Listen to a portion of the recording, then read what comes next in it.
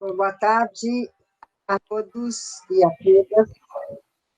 Estamos dando início ao ciclo de debates do Grupo Teoria Urbana Crítica, do Instituto de Estudos Avançados da Universidade de São Paulo. Nosso ciclo de debates se chama Direito à Cidade e Direito à Vida, e hoje a nossa sessão é especialmente dedicada a essa discussão do direito à vida e de uma política da morte. Para a sessão de hoje, nós contamos com o professor César Simone, professor da Faculdade do curso de Geografia, da Faculdade de Filosofia, Letras e Ciências Humanas da USP. Nós contamos com o professor Gustavo Prieto, que é professor do Instituto das Cidades da Unifesp, e com o professor Danilo Volosco, que é professor do curso de Geografia da Universidade Federal do Paraná. Cada um deles vai falar entre 15 e 20 minutos aproximadamente, e a partir da última fala, nós vamos abrir para o debate. Tenho certeza, que nós vamos fazer uma ótima conversa entre nós, em meio a essa pandemia e meio processo de reabertura do comércio e da cidade de São Paulo. Bem-vindos, então, eu passo a palavra, com muito gosto, ao professor César Simone. Boa tarde, Cibele, boa tarde, Gustavo, Danilo, boa tarde a todos que estão nos assistindo. É um prazer estar aqui falando ao lado de pessoas que estimo, né, tanto, e mais uma vez aqui numa atividade do Instituto de Estudos Avançados da USP, que também tem sido, né, um lugar de acolhimento, de um debate crítico de qualidade, onde também, enfim, é um grande prazer, né, poder participar das atividades que são organizadas no âmbito do IEA, né. O que eu preparei para essa nossa conversa de hoje na verdade, a continuação de um debate que já tem, quer dizer, que tem sido feito e a gente vem desenvolvendo nos nossos ciclos de debate aqui. Nós somos todos de um grupo do próprio Instituto do Instituto de Estudos Avançados da USP, que é o grupo de Teoria Urbana Crítica, né, aqui do IEA, e o que eu procurei apresentar hoje está amarrado com uma discussão, com um debate que a gente já vem feito, e eu procuro hoje trazer aqui mais uma contribuição nesse sentido, né? Então, partindo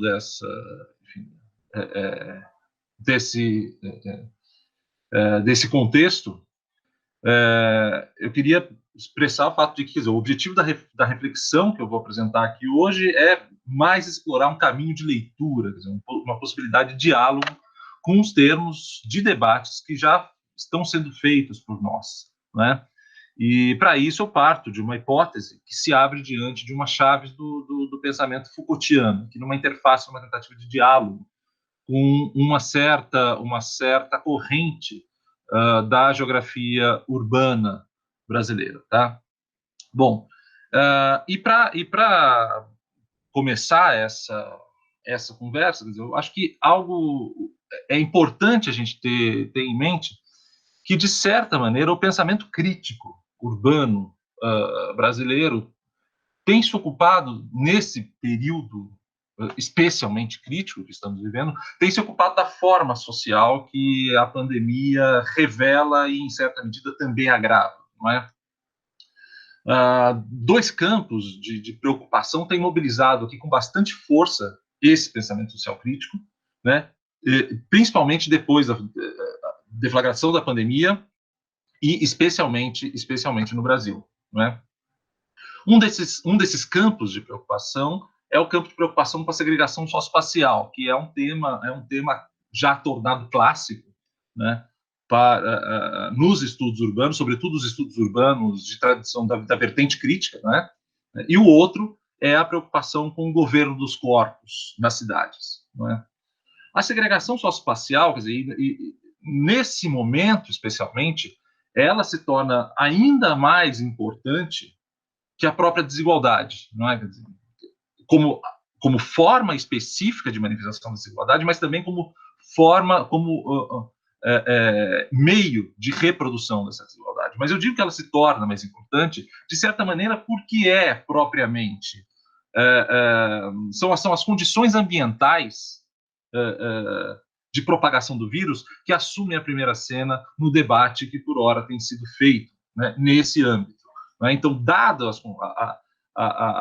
o reconhecimento, a necessidade do reconhecimento de que as condições ambientais, as variáveis ambientais de propagação do vírus se tornam especialmente importantes para compreender tanto a formulação de política como as consequências do evento pandêmico, propriamente dito, diante disso que essa dimensão da segregação socioespacial ganha destaque na reflexão crítica, não é?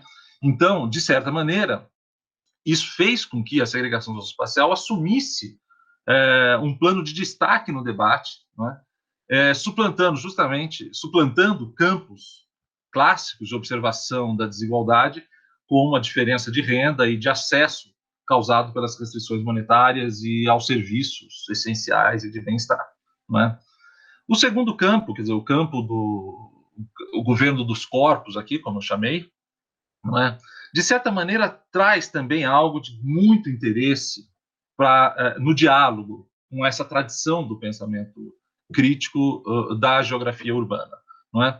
Eu dialogo e eu parto, bem da verdade, de um diálogo de grande proximidade com a perspectiva lefebvriana da geografia urbana, da geografia urbana, não é?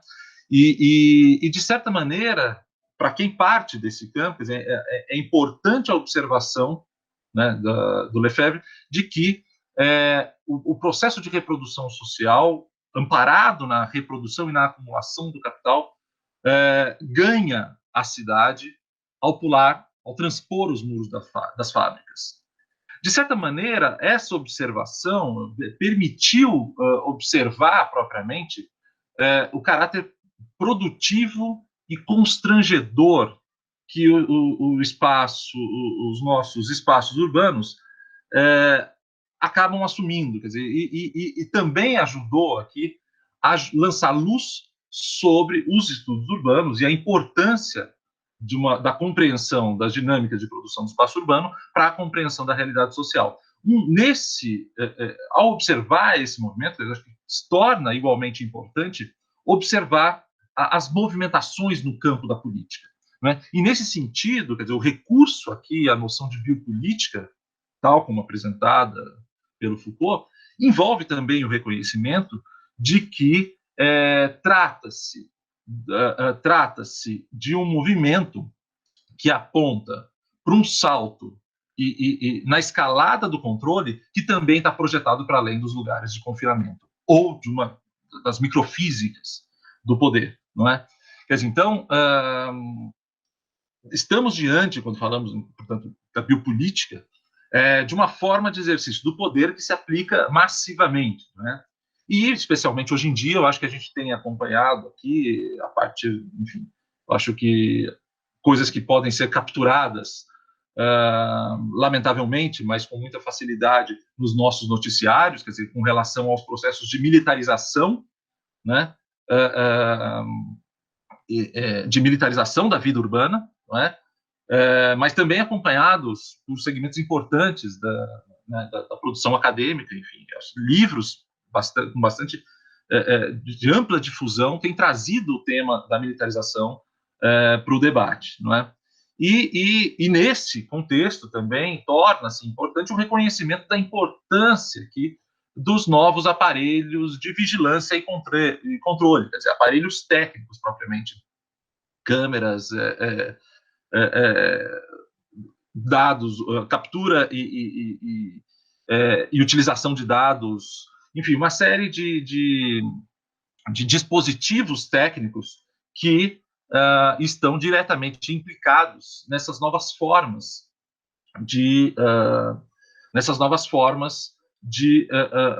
gestão, né, do espaço público. E a produção de uma nova aparelhagem que ganha força nesse momento e amparada justamente pelos apelos sanitários, não é? Então, quer dizer, eu acho que a gente sabe, também tem visto, quer dizer, que fazem parte do arsenal mobilizado nesse contexto,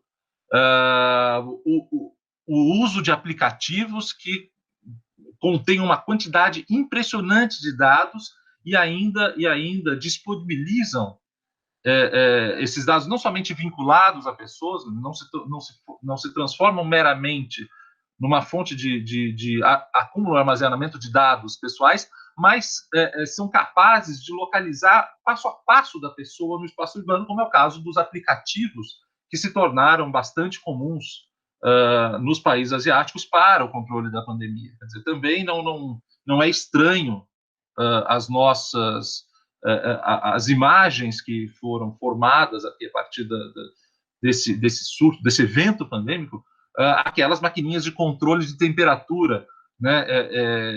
Enfim, algumas pistolas na mão de agentes de saúde que controlam a temperatura das pessoas que entram e saem, que vão embarcar num determinado voo, que vão entrar numa loja, que vão para um laboratório fazer exame, ou então ou ainda um melhoramento disso, que são justamente a fusão aqui da câmera, que captura a imagem da pessoa, o rosto, com sistemas de reconhecimento facial atreladas a esses dispositivos que são sensíveis à temperatura corpórea e, portanto, já geram um dado também em relação...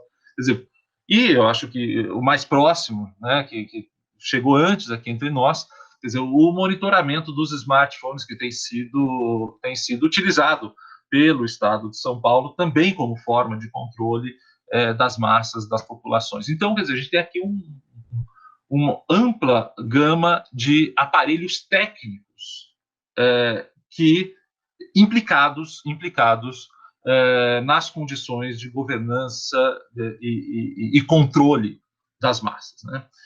E diante disso, quer dizer, então, feitas as ponderações a respeito desses dois campos de interesse, né, que têm se tornado, de certa maneira, campos muito referendados no debate crítico, é a partir daí que se abre uma hipótese de leitura ao se considerar justamente as preocupações que aparecem nesses dois campos de forma articulada. Retomando, quer dizer, tanto o campo que se preocupa com os efeitos da segregação nesse momento, da segregação socioespacial nesse momento, da segregação urbana, portanto, quanto o campo da governança dos corpos, tal como estava falando agora há pouco. Ora, a articulação desses dois campos, portanto, sugere uma hipótese de leitura aqui, não é? E para tentar articular essa hipótese, rapidamente, Michel Foucault, em 1975, num curso que recebeu o nome de Em Defesa da Sociedade, né, traduzido para o português, notou a passagem aqui, no século XVIII, do que ele chamou de poder soberano a uma nova forma de poder, né? Nesse momento, quer dizer, o Foucault já tinha diante de si, a organização de uma sociedade industrial, não é? Quer dizer, uma sociedade industrial já não no seu início e efetivamente já também não no seu pleno vigor, né? Mas ainda assim era a economia, o padrão de reprodução econômica e social que definiam esse campo de inteligibilidade, né? Ou seja, quer dizer, a economia e a organização industrial ainda nesse momento definiam o campo da inteligibilidade social, né? E definiam a própria lógica de funcionamento da sociedade. Nessa passagem que o Foucault nota lá em 1975 de um estado punitivo para esse outro estado, essa forma de governamentalidade passa a acolher uma espécie de economia dos corpos. Então, é como se houvesse aqui a possibilidade de falarmos aqui de uma nova orientação para a regulação e para o governo das massas, né? Nesse mesmo momento, nessa passagem, ali no século XVIII, o Foucault observa também o fato de que havia a transformação da captura do excedente, de uma captura do excedente em produto, pela captura do excedente em trabalho, que é o fundamento aqui da contabilidade capitalista. Ao invés, né, enfim, dessa coleta do excedente ser feito na forma final do produto, então coleta o excesso de produção, essa contabilidade passa a ser feita a partir do excedente em trabalho, que se dá com a consagração aqui da forma salarial de exploração do trabalho. E é nessa passagem, portanto, que o Foucault observa a passagem de um poder que fazia morrer e deixava viver para um poder que fazia viver enquanto deixava morrer. Eu vou repetir essa passagem porque ela funciona aqui quase como na leitura ela é mais fácil, mas de forma oral, né? Ela é quase como uma armadilha aqui para a compreensão, né? Quase um trava-línguas, né? Quer dizer, a passagem que Foucault está observando nesse momento é de um poder, então, que fazia morrer, então determinava a morte enquanto deixava viver, e passa a ser um poder que faz viver e determina e se compromete, não é, com essa vida enquanto deixa morrer. Isso se torna especialmente importante diante do fato de que era justamente as condições de trabalho e a disposição ao trabalho que vinham se tornando um aspecto crucial aqui para essa contabilidade do lucro capitalista. E é nesse momento justamente que o Foucault observa essa modificação das formas de governo das massas. Bom, diante disso, acho que duas perguntas se tornam importantes aqui para a compreensão do que estamos vivendo hoje. A primeira é a respeito do impacto do neoliberalismo e de um suposto capitalismo de cassino sobre essa forma de exercício do poder, não é? E uma segunda pergunta que sobre justamente o impacto do nível da estabilidade, né, dessa clivagem social manifesta e sustentada pela segregação urbana. Tá? Então, dois campos, duas perguntas sobre as quais acho importante que a gente se concentre para tentar utilizar esse referencial trazido da crítica Foucaultiana. Bom, o primeiro, a pergunta sobre o neoliberalismo e o capitalismo de cassino, se justifica, de certa maneira, porque eles estariam ligados aqui à emergência do excedente populacional relativo que se articula às atuais formas ultra precarizadas do trabalho produtivo, não é? E de serviços banais. Isso tem sido aqui, quer dizer, tema de muitas produções acadêmicas importantes e produções acadêmicas muito responsáveis. Lamentavelmente, não vou poder mencionar aqui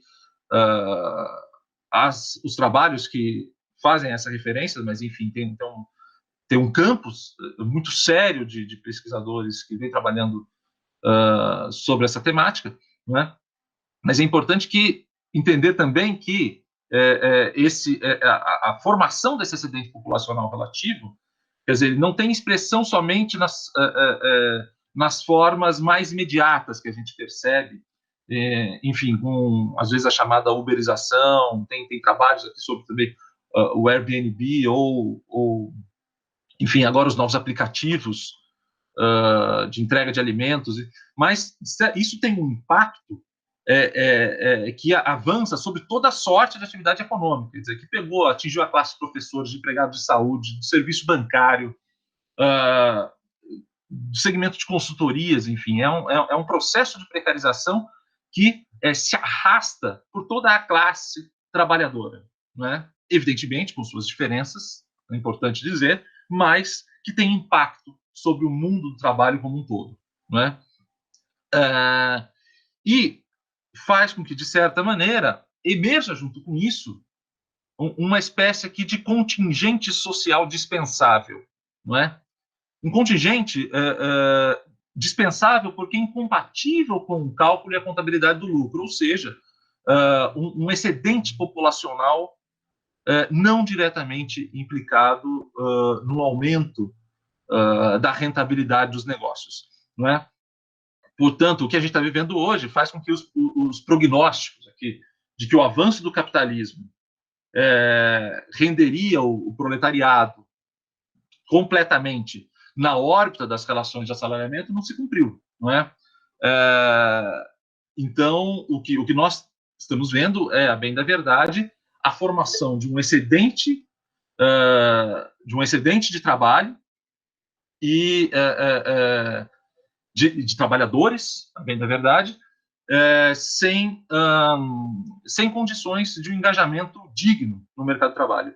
E o segundo conjunto de questões, porque a segregação espacial, quer dizer, como clivagem e separação física dos corpos,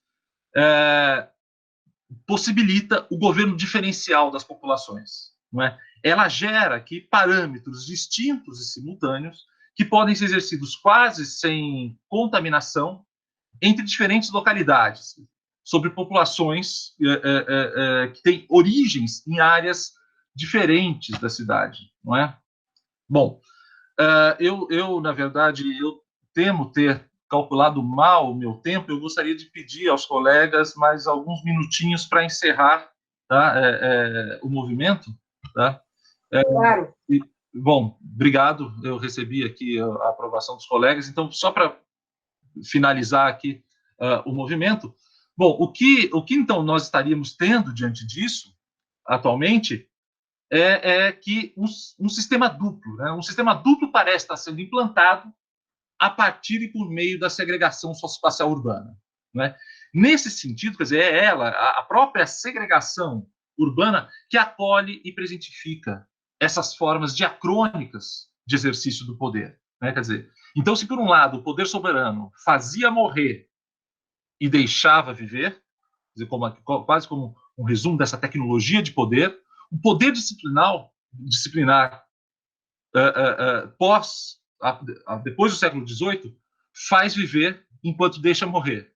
O que a gente está vendo hoje é que, como eu disse, né, quer dizer, que a segregação permite a presentificação de formas diacrônicas do exercício do poder. O que a gente está vivendo hoje, justamente por isso, seria que, para uma parte da população, o poder de regulação faz viver e deixa morrer, não é? Essa me parece ser uma parte da população que atualmente está em casa, trabalhando nos computadores, à distância, trabalhando remotamente, não é? E outra parte, no entanto, o Estado faz morrer enquanto deixa viver. Não é? Esses são aqueles que, por falta de oportunidade, têm de sair às ruas e se expõem, por razões diversas, ao contágio, e quando não são pegos pelo contágio, são pegos por ações como aquelas que nós vimos, de uma violência indescritível, nós vimos ontem, né, em todos os jornais. Bom, essa chave ajuda a pensar o fato de que estaríamos, portanto, diante de formas de governos distintas, né, postas em funcionamento simultaneamente, que envolvem o controle e o extermínio, operando aqui ao mesmo tempo a partir de uma clivagem espacial determinada pela segregação. Nesse sentido, a morfologia urbana se torna um componente de governo das massas, né? De um governo diferencial das massas, a partir do qual se mata nas periferias e faz viver nas áreas nobres, não é? Ambos esses espaços envolvem formas de governo, seguramente, né? Ambos envolvem grupos de governados, não é? E, evidentemente, que a classe média luta para não passar para o outro lado, não é?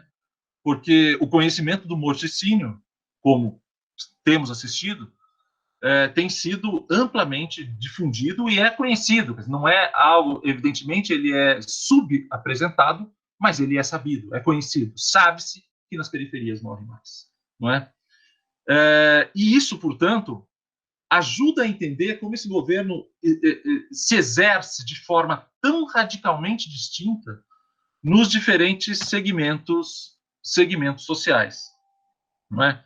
Para terminar, eu trago aqui uma imagem que eu acho que se torna bastante esclarecedora a esse respeito, e é uma imagem de como, como essa situação se esclareceu e foi potencializada durante a pandemia, não é? O recurso ao gráfico produzido para a conscientização da necessidade das medidas sanitárias, quer dizer, acho que aquele gráfico que todo mundo conhece, né, que tinha um apelo a partir do qual, para que a curva fosse achatada, não é? Quer dizer, esse gráfico produzido com a intenção de salvar vidas, na verdade, foi utilizado por um segmento social e que tem uma boa parte de representantes hoje no governo federal, foi lido como uma projeção de custos. Né? Quer dizer, ele se tornou um instrumento de contabilidade, quer dizer, a partir do qual o cálculo econômico da retomada das atividades assumia como contraparte o número de vidas. Diante disso, sabendo, né, quer dizer, que o encurtamento levaria à morte, o encurtamento do retorno das atividades, levaria à morte um número impressionante de vidas, ainda assim optou-se pela retomada. Ou seja, quer dizer, o custo foi considerado baixo. E esses têm sido os termos da combinação mais atual entre o fazer viver e o deixar morrer, e o fazer morrer e o deixar viver. Quer dizer, um cálculo macabro aqui, enquanto a desigualdade se esclarece como uma forma silenciosa de matar.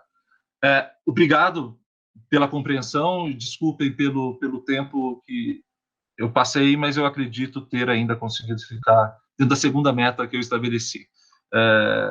Bom, obrigado e eu encerro por aqui. Perfeito, César, muito obrigada pela fala muito esclarecedora. E eu passo imediatamente, então, a palavra ao Gustavo Prieto. Muito obrigada, Gustavo. A palavra é sua. Obrigado, Cibele. Queria inicialmente agradecer o IEA, novamente, na figura do Aziz e do Sérgio, que, enfim, possibilitam esse debate.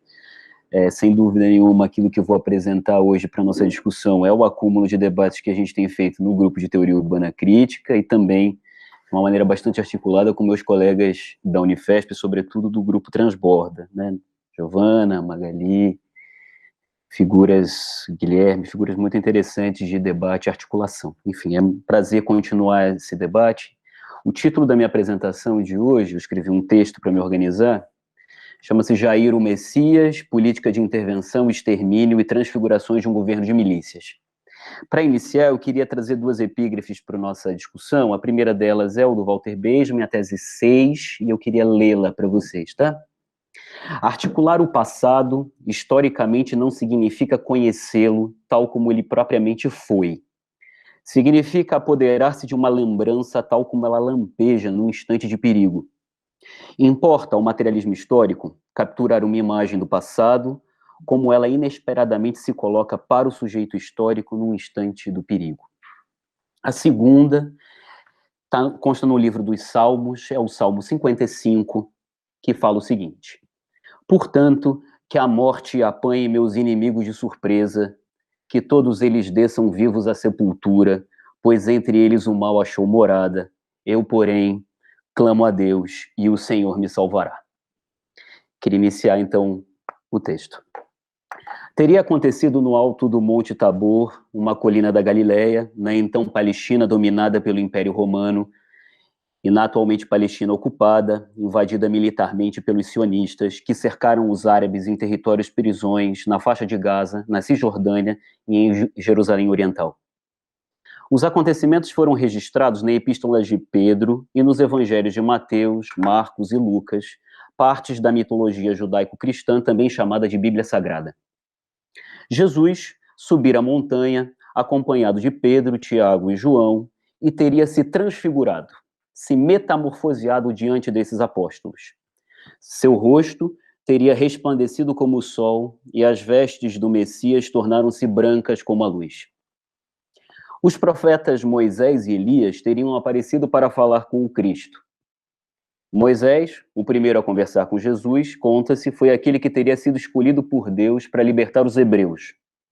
Dentre as 1000 peripécias do assim chamado pai de todos os profetas constam a abertura do Mar Vermelho, o recebimento das tábuas da lei de Deus, que conteriam os 10 mandamentos, e o vagar pelo deserto com o povo escolhido por 40 anos, libertando-os da escravidão, em Êxodo, até a ocupação da Terra Prometida.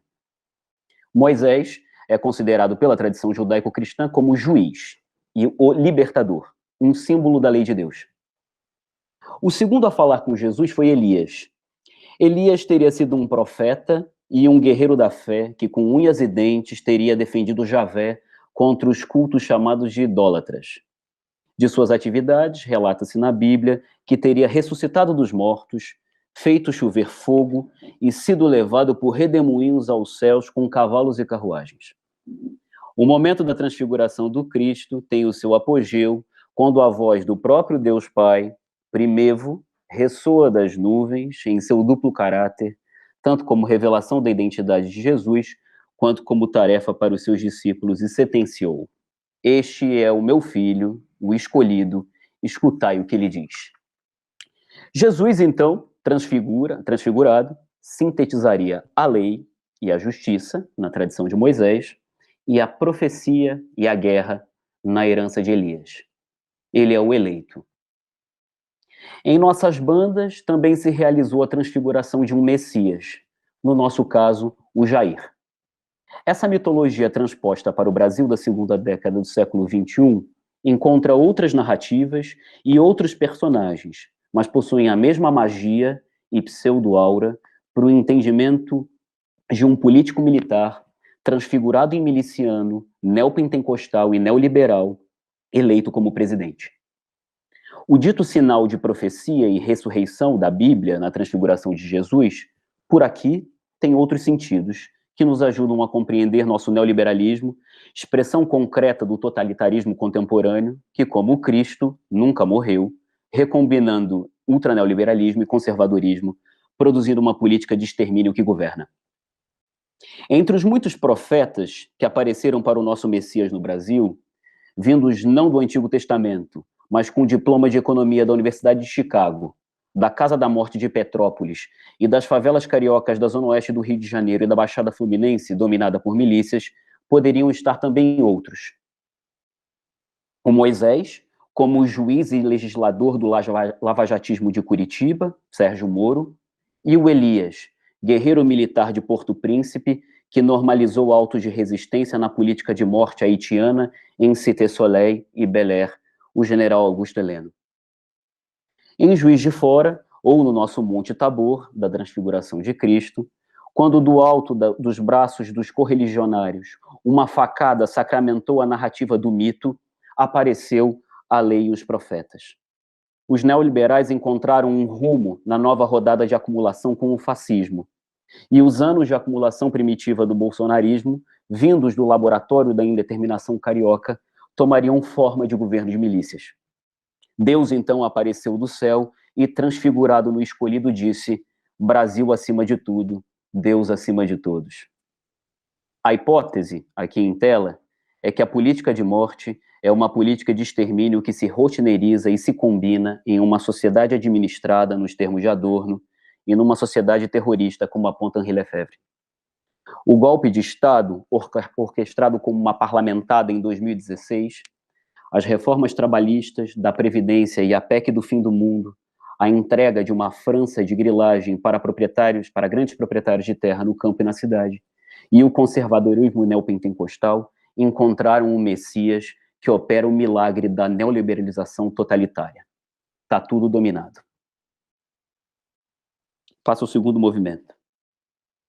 No meio da pandemia, que já colocou no Brasil no segundo lugar no número de mortos em termos mundiais, com mais de 43 mil mortos nos dados de hoje, cifras superiores, inclusive, a 867 mil infecções e quase um mês sem ministro da Saúde, e contando, em nosso trem em direção ao abismo, ocorreu a Páscoa, a festa da ressurreição.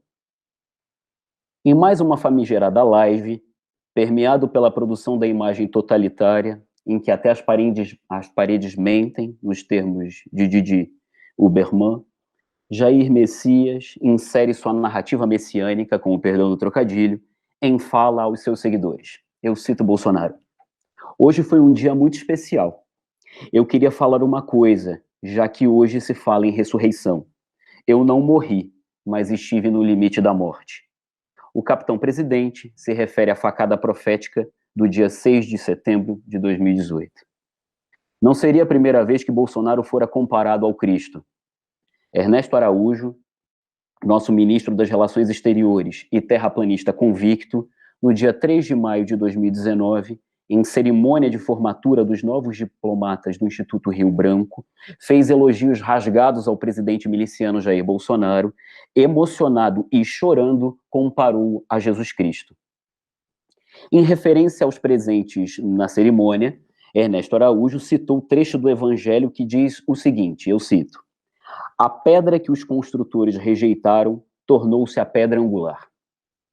Nos escritos religiosos, a pedra angular simboliza Jesus Cristo, o Messias da Bíblia, e para o nosso laboratório totalitário neoliberal, o Jair.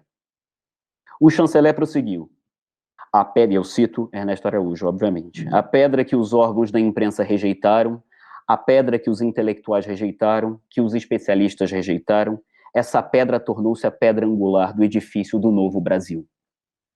A qual novo edifício, então, se trata? Sem dúvida, penso que é sobre o totalitarismo neoliberal que tudo isso se refere. A etapa superior do capitalismo, as nossas ruínas da democracia. Tratam-se dos fundamentos de algo inominável ainda, que envolve uma amálgama de controle, terror, concentração e centralização do capital, ocupação e intervenção militar, transfigurada em milícias, para agilizar, desburocratizar e terceirizar, em síntese, governar o Estado em novo momento totalitário. Pedra angular de um governo de milícias, com ancoragem em nossos fundamentos autoritários, que realiza uma política de devastação neoliberal, com gestão socioespacial da pobreza, administrado pelas figurações do Estado, especialmente nas periferias, que capilarizam o bolsonarismo com igrejas, sobretudo neopentecostais, ONGs e o mundo do crime, facções do tráfico de drogas, mas especialmente a forma conteúdo milícia, realizando a política social e econômica e produzindo espaço, nesse momento articuladamente, antigo e novo. Compreendo que o neoliberalismo é mais do que uma passagem econômica do capitalismo industrial para a hegemonia do capitalismo financeiro, mas uma profunda modificação social, espacial e política. Assim, o neoliberalismo é também, mas não somente, o restabelecimento das condições de acumulação do capital e de reestruturação do poder das classes dominantes, tal como afirma o geógrafo britânico David Harvey. É mais do que a ascensão do capitalismo financiarizado, dos processos de privatização total e a globalização neoliberal, nos termos do economista francês François Chenet. E não somente é, apesar de especialmente o ser, a contenção, repressão e opressão dos trabalhadores, dos indígenas, dos movimentos sociais, das classes populares e das entidades e instituições de esquerda. Assim como a promoção da integração transnacional do capital nacional e imposição de um novo quadro institucional e jurídico nas proposições do economista brasileiro Alfredo Saad Filho. Não se trata apenas de um recuo do Estado e da dominação do mercado.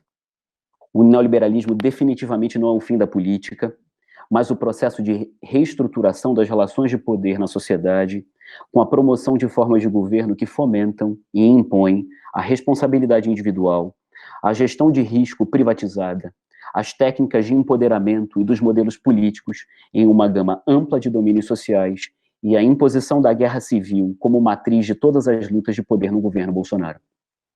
Estamos em guerra. Não mais um fragmento do espaço, um lugar está sendo ocupado, como nas táticas das milícias cariocas ou na intervenção militar do Rio de Janeiro de 2017, como modelo transplantado da MINUSTAH no Haiti. Habitamos uma nação a ser ocupada e em processo de intervenção miliciana, e somos nós, inclusive quem está nessa live, os inimigos.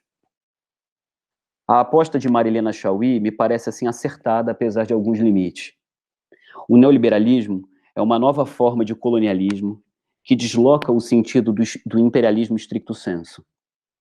Na economia neoliberal, fundada na sociedade terrorista, se opera um proceder de estratégia de intervenção militar de um espaço delimitado, por um tempo também delimitado, para a devastação econômica desse território, que é abandonado depois da completa expoliação. O Haiti e o Rio de Janeiro já foram.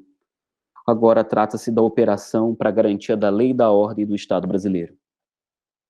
Se trata, então, nos termos do cientista político Vanderlei Guilherme dos Santos, de um governo de ocupação, no qual a gestão Bolsonaro considera movimentos de sem terra, de sem teto, antifascistas, lutas antirracistas, LGBTs, povos indígenas, sindicato, terrabolistas, etc., como organizações terroristas, afirmando que os vermelhos ou vão embora, ou para a cadeia, ou para a ponta da praia. Lembremos da frase de campanha em setembro de 2018 no Acre, e eu cito Bolsonaro: vamos fuzilar a petralhada, e continua: mandar todo mundo para a Venezuela. Ainda nos termos de Vanderlei Guilherme dos Santos, a visão que Bolsonaro transmite é a perspectiva de que seus opositores são estrangeiros ao Brasil, não são brasileiros propriamente ditos. São estranhos ao Brasil e podem morrer ou ser exterminados.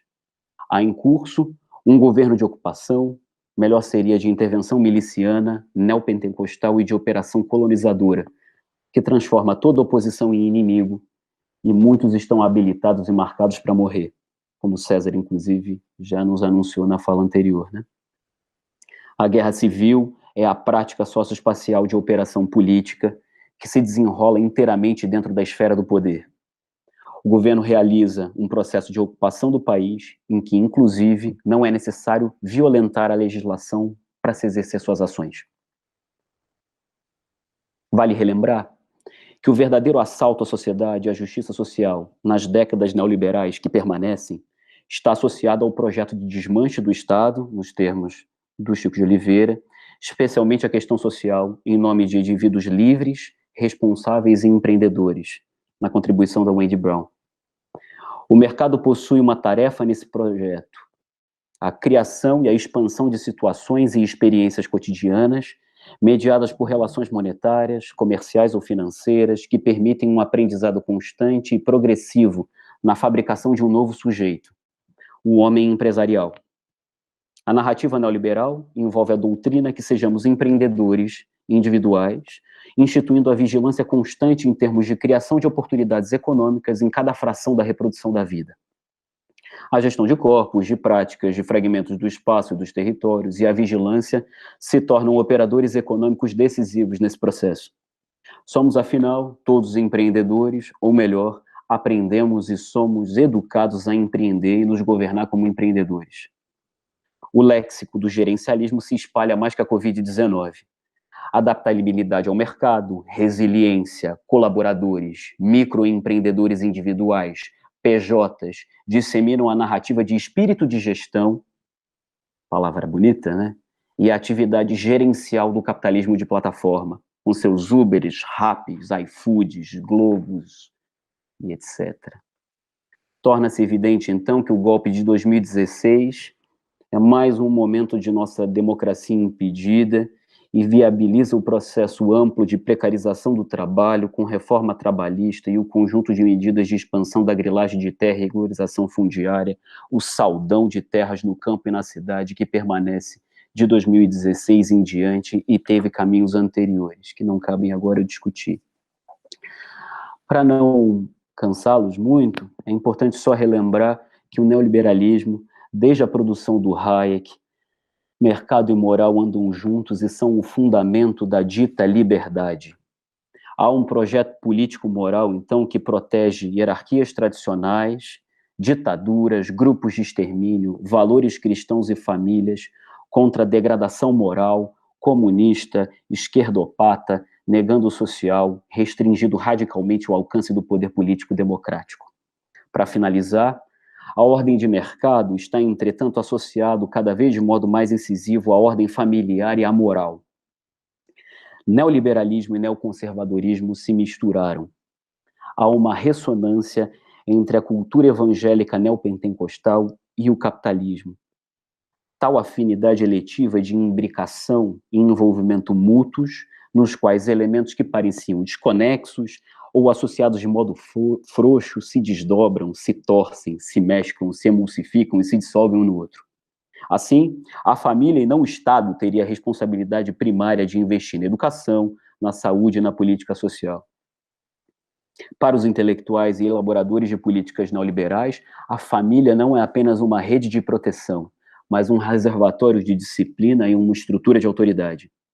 Busca-se na família um entrave aos excessos democráticos e ao colapso de autoridade que acreditavam ser incitados pelo petismo, pelo marxismo cultural e por mamadeiras de piroca que invadiriam escolas e universidades no delírio bolsonarista.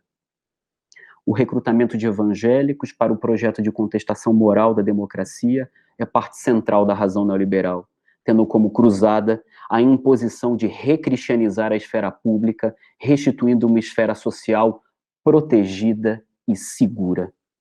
Relembre-se que a Margaret Thatcher afirmou já na década de 80 que não existe sociedade, há apenas indivíduos, mas um importante complemento thatcherista desde aquele momento: indivíduos e suas famílias. A vida cotidiana é mercantilizada de um lado e tornada parte de atributo das famílias, das igrejas, das ONGs e especialmente das milícias que operam a gestão socioespacial da pobreza e a forma que aparece de Estado, sobretudo nas periferias.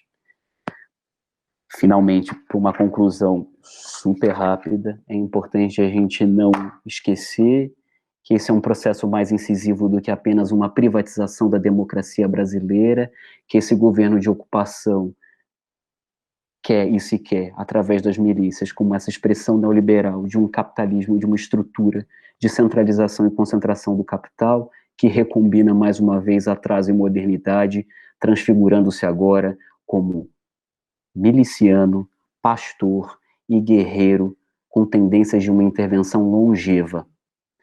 Salve-se quem puder, ou como diria o Eduardo Cunha, na sentença de morte da democracia brasileira, que Deus tenha misericórdia dessa nação.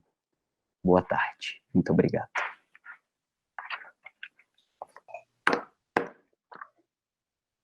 Muito obrigada, Gustavo, por essa fala bastante instigante, inspirada. Eu passo, então, a palavra para o Danilo imediatamente, tá? Obrigada, Danilo. A palavra é sua. Ok, obrigado, Cibele. Boa tarde a todas e todos. Eu agradeço ao Grupo Teoria Urbana Crítica, do IEA, né, pelo convite, pela possibilidade de partilhar algumas ideias e preocupações, né, com essa conjuntura que nós vivemos e que é vivida, né, de modo profundamente desigual, né, segundo os grupos sociais. Eu vou trazer algumas reflexões a partir do Paraná, né, a partir de Curitiba, e, sobretudo, a partir da periferia de Curitiba, né, de algumas ocupações urbanas com as quais o projeto Ocupações Urbanas, daqui da Geografia da UFPR, vem trabalhando desde 2016.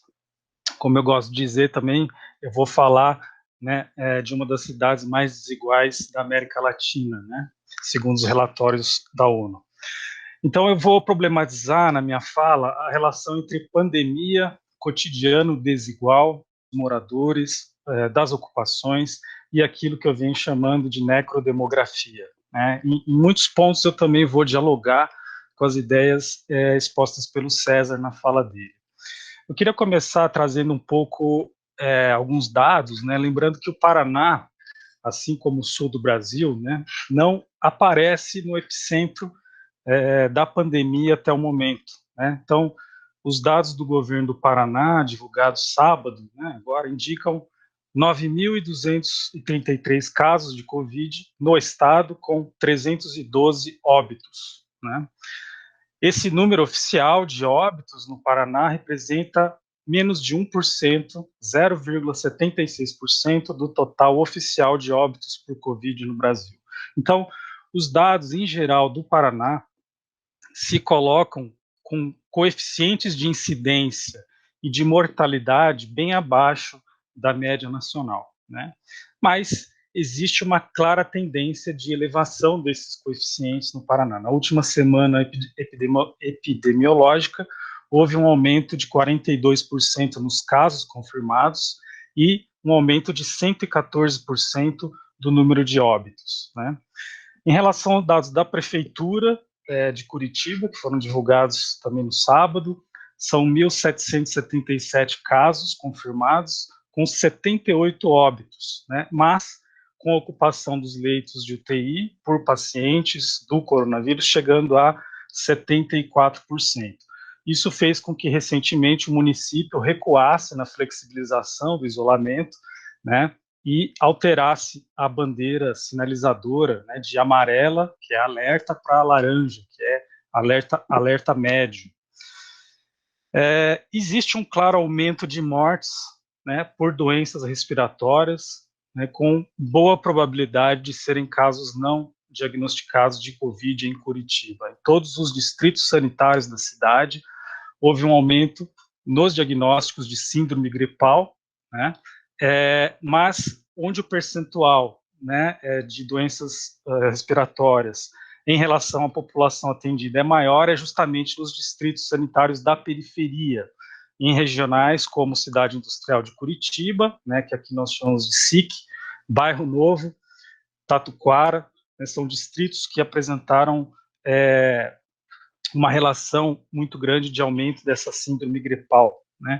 Curiosamente, essas regionais periféricas não aparecem até agora com destaque nos dados confirmados de Covid, né?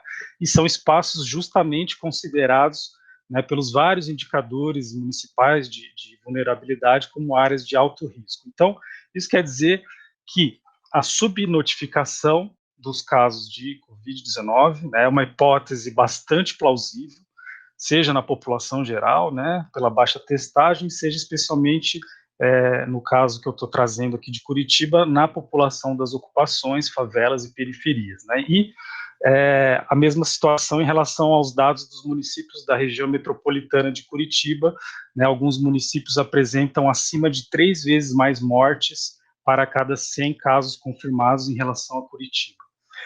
Então, trouxe um pouco esses dados, né, para contextualizar um pouco, né, a realidade da onde eu estou falando, né. Um texto publicado pela Raíssa Mello, né, ela escreve que as ocupações de favelas enfrentam 2 epidemias, né, a Covid e a violência policial. Então, cruzando alguns elementos como categorias sociais como classe social, raça, território, a gente percebe, né, que elas são uma chave para a gente entender a relação entre a pandemia, o cotidiano desigual e a necrodemografia. Necrodemografia como entendida aqui como política demográfica de morte, ou seja, levada a efeito pelo capital e pelo Estado fascista. Então, ela vai escrever nesse artigo, né, que existe uma aposta que vem do Planalto Central e que é acolhida por muitos governadores e prefeitos numa banalização e numa naturalização da morte, sobretudo quando a Covid entra forte nas periferias. Então, não é apenas uma indiferença, né, uma política de morte, genocida, né, do povo negro, da população empobrecida das ocupações e favelas, ela é, ao mesmo tempo, uma política sanitária e também de segurança pública, né, quando se abandona, né, os protocolos oficiais de enfrentamento nas periferias e há uma clara escolha pela letalidade policial. Então, em diversos espaços de diálogos recentes, por exemplo, como na live A Questão Racial em Tempos de Coronavírus, né, promovida pelo DHCTEM da USP, se falou sobre o paradigma do descarte de corpos negros, né, sobre a polícia matar, né, mais que o vírus em alguns lugares, sobre racismo institucional, estrutural, sobre genocídio, crise do capital que não dá conta dos direitos básicos e precisa encarcerar e matar determinados grupos sociais. Então, isso revela uma trajetória histórica da constituição do Estado, das elites, do funcionamento da sociedade brasileira, que fica mais atual e mais evidente do que nunca, né, em tempos, né, de pandemia. Eu só vou trazer rapidamente um exemplo concreto desse paradigma do descarte de uma necropolítica que é apontada diretamente para os pobres urbanos, né?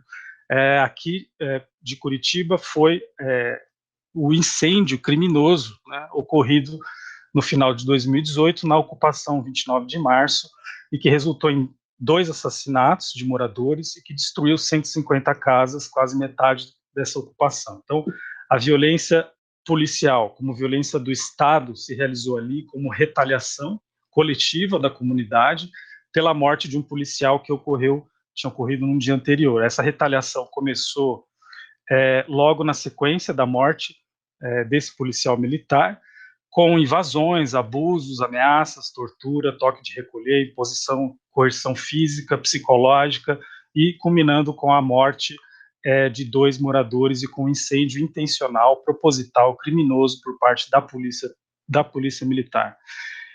Obviamente, o discurso da PM foi o de combate às drogas, né, de que o incêndio foi tocado, na verdade, pelo crime organizado, né?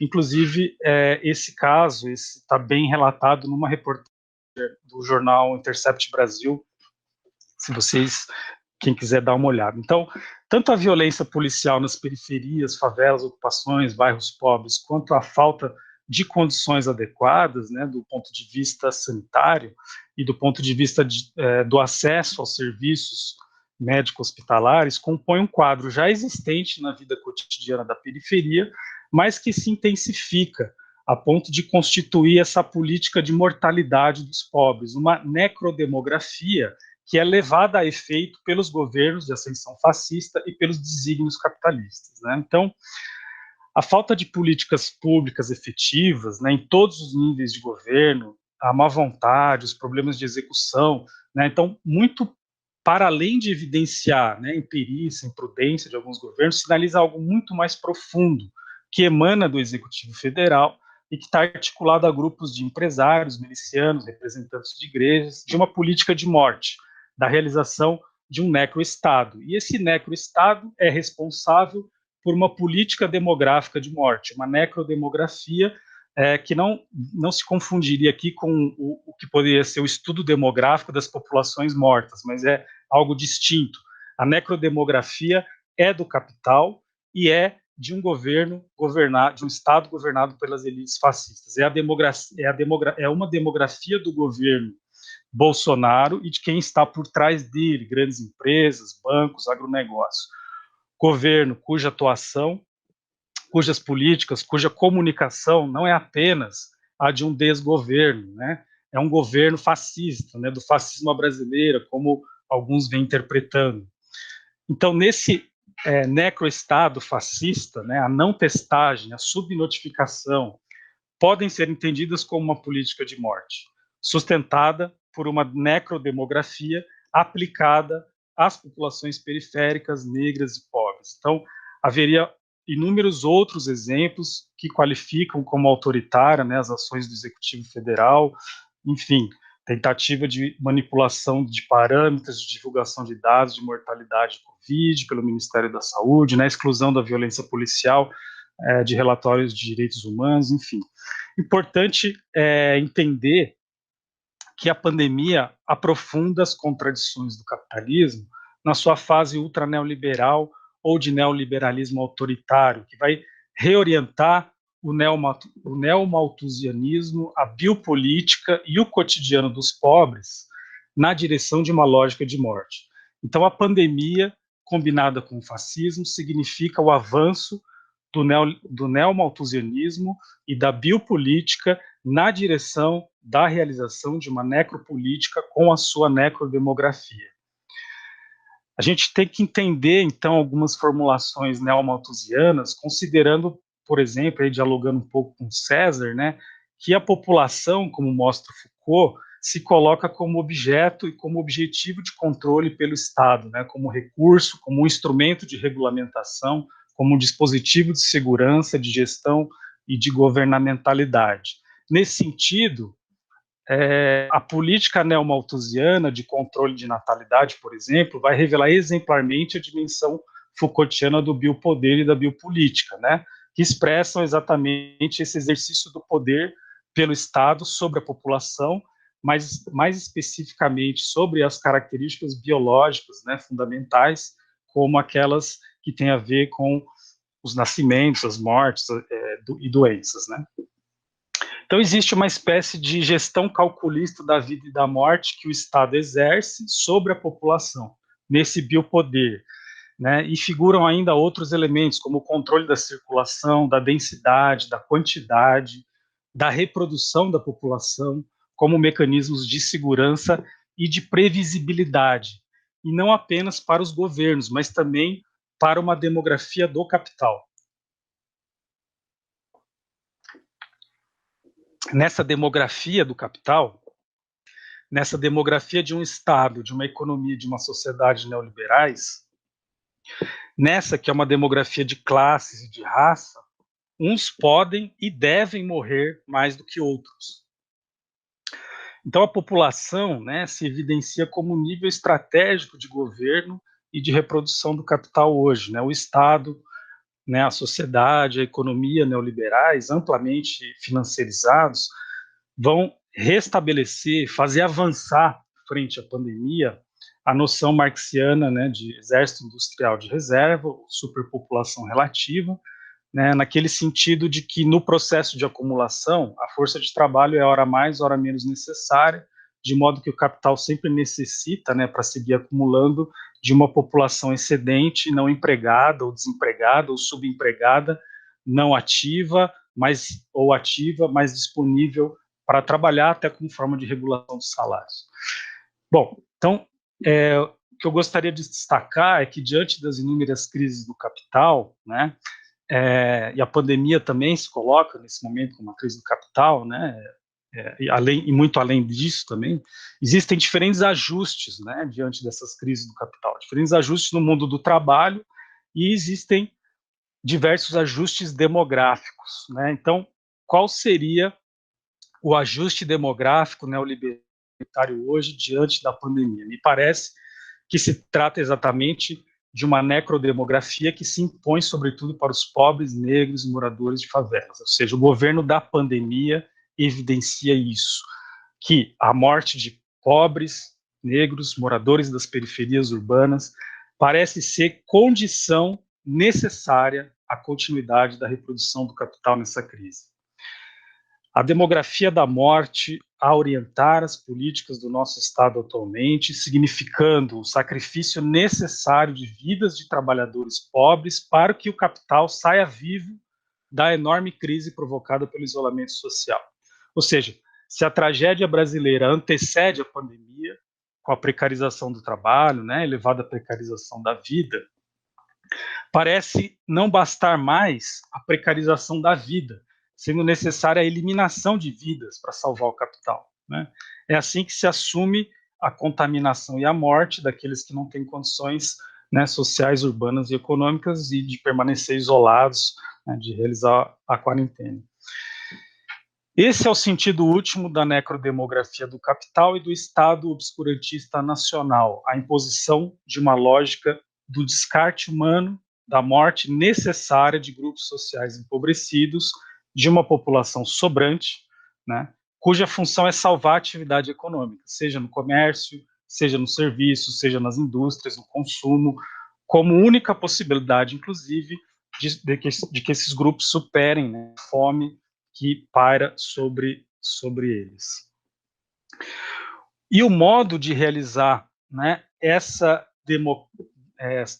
necrodemografia tem a ver exatamente com a noção lefebvriana de cotidiano, né, e aí eu trago um pouco esse debate da relação da pandemia, né, e dessa necrodemografia com a manutenção do cotidiano dos pobres, dos negros e periféricos, ou seja, a continuidade do trabalho e a não possibilidade de isolamento social, né?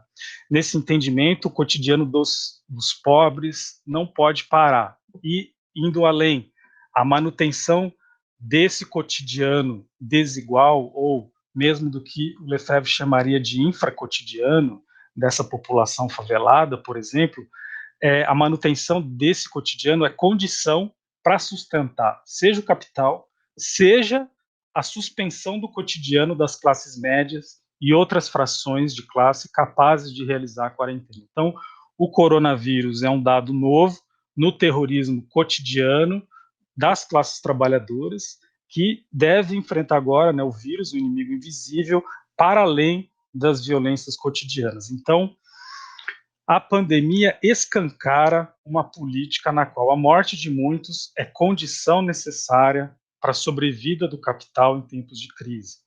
Essa necrodemografia tem como base de operação a continuidade do cotidiano desigual, né, e do infracotidiano dos mais pobres.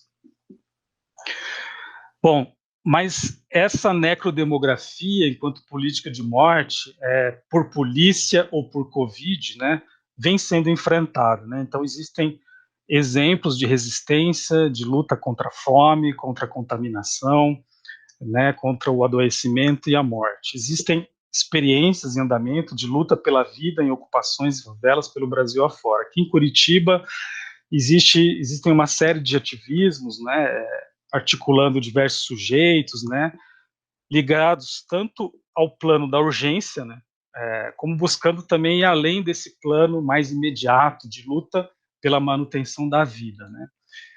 Existe, por exemplo, eu vou dar um exemplo rápido, né, de uma campanha chamada Resistindo, com Solidariedade, que é uma articulação entre sindicatos, movimentos sociais, ONGs, Movimento Popular por Moradia, MST, moradores dessas mesmas ocupações da SIC, né, que eu comentei na minha fala. Essa rede articulou esforços, evidentemente, na arrecadação de alimentos, né, de itens de primeira necessidade, né, mas o que é interessante, talvez esse passo além, foi a elaboração de um plano emergencial de assistência social para Curitiba, que foi encaminhado à Câmara dos Vereadores, ao Ministério Público, pressionando a prefeitura a assumir as responsabilidades e tomar medidas contra a pandemia no contexto da periferia, né, e para a população em situação de rua também. Então, nesse plano, a gente pode perceber que a Prefeitura de Curitiba elaborou uma série de ações para o financiamento das demandas de empresas, como as do transporte coletivo, mas não possui praticamente nenhuma ação voltada à assistência social nos espaços periféricos. Então, nesse plano, né, nessa petição, se indica, se cobra a necessidade de criação de programas de renda básica, né, por exemplo, de melhoria e ampliação dos serviços coletivos urbanos, né, por exemplo, o aumento de linhas, né, terminais de ônibus, que hoje apresentam aglomerações em bairros da periferia, né, medidas como transferência de renda, suspensão no corte de serviços de água e luz. Diga-se de passagem também, Curitiba vem enfrentando atualmente uma crise hídrica, né, com rodízio no abastecimento de água, que atinge evidentemente em cheio as periferias, né, nesse momento de pandemia, e outras medidas, né, como suspensão de despejos e tal, que possam garantir, né, os direitos humanos e a saúde pública. Coisas básicas, por exemplo, como políticas de informação, monitoramento e atendimento. Dentro desse plano, né, um levantamento do Sindicato dos Bancários, por exemplo, evidenciou um dado importante, que 30% dos moradores das ocupações da SIC que solicitaram o auxílio emergencial do governo federal não receberam benefício, mesmo fazendo jus. Bom, é evidente que essa campanha, essa petição, né, se realiza no plano da urgência, mas ela é necessária, assim como são também as ações no plano estrutural. E aqui eu gostaria de lembrar, né, que o Movimento Popular por Moradia continua ocupando na metrópole curitibana, inclusive tem intensificado a sua atuação. Recentemente, no dia 25 de maio, nós tivemos aqui uma ocupação organizada de terreno público em Campo Magro, que é uma cidade na região metropolitana, e que é a ocupação Nova Esperança. Então, com a ocupação Nova Esperança que eu gostaria de encerrar as minhas reflexões, e era isso que eu queria dizer. Obrigado. Muito obrigada, Danilo, pela fala também muito interessante. Então, vou começar a ver se tem alguma questão. Antes disso, como ainda como ainda estamos nesse aquecimento, eu gostaria de apontar exatamente para o entrelaçamento de formas de violência e de formas de produção da morte que vocês três tem uma dimensão disciplinar, uma camada biopolítica, uma camada de autoritarismo neoliberal combinado, enfim, com uma constelação de formas de governo e de controle absolutamente macabro e perverso, e realmente isso que o Danilo corretamente e lindamente está apontando como necrodemografia, né? Que é uma face, na verdade, inclusive, de uma necropolítica em escala nacional, pelo menos, né? Enfim, acho que foi extremamente interessante, extremamente instigante. Gosto também da maneira pela qual o Danilo terminou a fala dele, apontando, de certa maneira, para a persistência das formas de luta, né? De luta nesse momento de urgência e de perigo iminente, como diria Benjamin, de luta pela vida e pela sobrevivência. Eu vou ver se tem alguma questão aqui. Ah, não. Enfim, acho que vocês poderiam, então, ocupar um pouquinho mais de espaço comentando um pouco as falas de vocês mesmos, se vocês quiserem. O que vocês acham? Acho excelente, Sibeli. Por favor, então.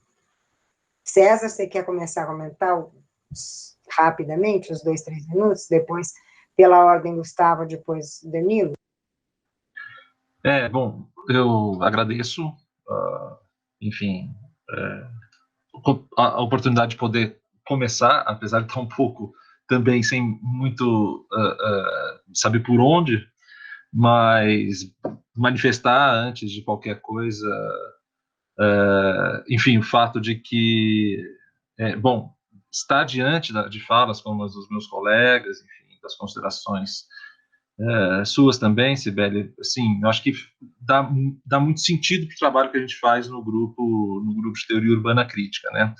Eu estou pensando, quer dizer, eu tenho uma história de pesquisa, de formação, de debate, e que, em parte, compartilho com o Danilo, assim como compartilho com o Gustavo, em diversos momentos da nossa formação, e eu acho, de certa maneira, que entraram em pouquíssimo tempo, e eu falo isso porque eu falo me apoiando justamente no conhecimento do trabalho, tanto do Gustavo, do Danilo, já de outros momentos, mas eu acho que em pouquíssimo tempo foi possível notar a entrada de elementos novos no escopo de análise e das considerações que eu vi cada um deles fazendo hoje, assim como também reconheço o ingresso aqui de novos dispositivos de análise que, enfim, que eu acho que tornam-se incontornáveis, né? Eu acho que, por exemplo, eu vejo com otimismo e as considerações do Danilo, por exemplo, a respeito do pensamento Foucaultiano, né? Porque vejo no momento também que eu fiz um movimento mais próximo também do pensamento Foucaultiano, quer dizer, a gente já no grupo que a gente tem lá no Laboratório de Geografia Urbana, o Limiares, a gente já fez incursões em torno de questões trazidas pelo pensamento Foucaultiano, mas isso era muito tímido em outros momentos de análise. Então, na verdade, quer dizer, eu estou fazendo aqui uma meta-consideração, uma consideração muito mais a respeito das considerações dos meus colegas e também da minha fala, mas eu acho que isso é um dado importante. Eu gostaria de dizer também que eu me permiti fazer essa análise aqui desse movimento mais geral do grupo, tendo em vista que a nossa ideia inicial com essas, como é que a gente chama isso? Live, né? Enfim, era na verdade... Debates. Isso, debates abertos, é melhor, né? Então, a nossa ideia inicial era justamente trazer alguns dos momentos que a gente tem de troca de ideias no âmbito do grupo de teoria urbana crítica do IEA, né, nessa forma. Então, estou me permitindo dar um pouco continuidade ao espírito que tem nas nossas reuniões, que é uma reflexão a respeito do movimento das ideias que estão em curso. É um pouco essa a consideração que eu queria fazer. Enfim. César, tem uma pergunta dirigida para você no chat. Na verdade, são duas, tá? Tá bom. Você quer passar as duas de uma vez já? Ou esperar rodar? A gente então, pode esperar a rodada. Felipe Ramos, ele diz o seguinte: acompanhei a live do IEA USP e minha contribuição com algumas questões. 1. Como pensar a partir das metrópoles em mecanismos, saídas para subverter a atual situação de precarização bruta da classe trabalhadora diante desse cenário de incertezas, uberização, por exemplo, né? E de expropriação diante da PEC da morte e governo neoliberal do Temer. 2. Como pensar no modo de vida urbano enquanto virtualidade para além dos problemas postos, saúde, pandemia. Você pode começar respondendo, porque ela foi feita, na verdade, para você, e depois acho que a gente pode continuar com o Gustavo e o Danilo, tá? Então, tá bom. Obrigado, Sibeli. Obrigado, Felipe, também pelas perguntas. Eu vou fazer, assim, considerações rápidas. São temas difíceis, não são temas fáceis, né? Eu acho que pensar a saída é um compromisso de todos nós, enfim, comprometidos com o futuro, né?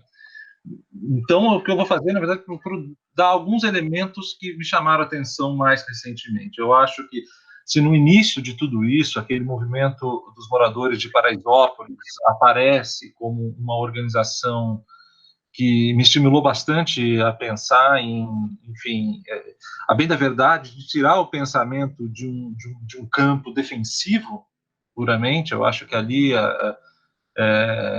o pouco que eu vi dali, eu acho que a gente tem, dá para extrair bastante coisa em termos de experiências que são de experiência de resistência, mas além de resistência, de experiências propositivas, né, de um ativismo propositivo, de novas formas de organização social. E eu acho que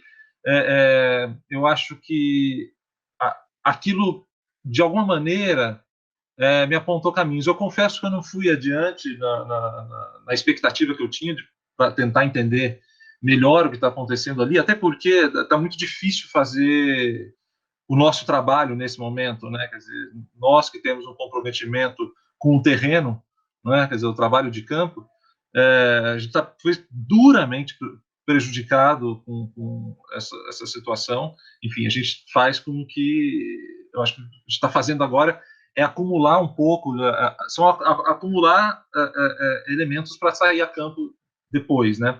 Mas mais recentemente, eu acho também, Felipe, que eu acho que esse movimento organizado dos entregadores de comida, eu acho que eles têm aí também algo de muito interesse para que a gente preste atenção, veja o que procure entender a partir disso o que está acontecendo. Eu acho que tem um material muito rico nessas experiências todas, que são experiências de resistência, mas também são experiências de organização, né? De resistência organizada, mas de uma organização também propositiva, algo que aponta para o futuro.